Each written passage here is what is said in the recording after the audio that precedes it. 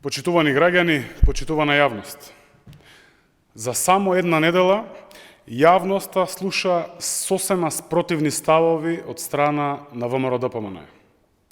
Прво, Мицкоски. На 24 април изјави дека не му се јасни вторите 30 дена вонредна состојба и дека првите 30 денови биле сосема доволни. Вчера, неговиот потпредседател Александар Николовски изјави дека вонредната состојба треба да се продолжи. Па дури и додаде дека тоа не е прашање на нечија желба. Пред една недела Мицкоски вели едно, вчера Александар Николовски вели друго. Каква ли е таа неодговорност и несериозност, почитувани граѓани? Во ВМРО-ДПМН немаат став за нито едно важно прашање. Или можеби Александар Николовски повторно го коригираше на Христијан Мицкоски. Едно е сосема јасно.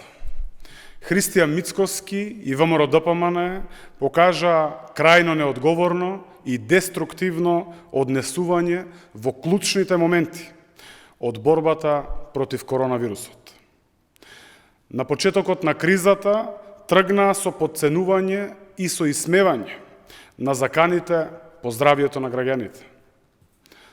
Длабоко врежана во меморијата на граѓаните останува онаа срамна изјава на Мицкоски на крајот на февруари дека од СДСМ молеа Бога да се случи коронавирусот, за да не може ВМРО-ДПМН да излегува со народот на протести.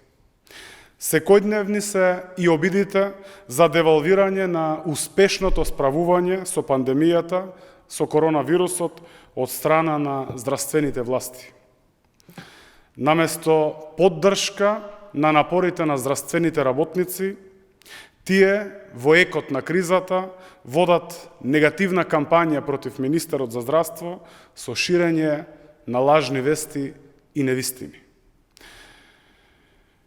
Како примерот со Мицкоски, кој излажа дека немало ниту 100 тестови во државата, а вистината е дека илјадници граѓани се тестираа. ВМРО-ДПМН се свесни за ова и затоа бегаат од секој еден демократски мегдан.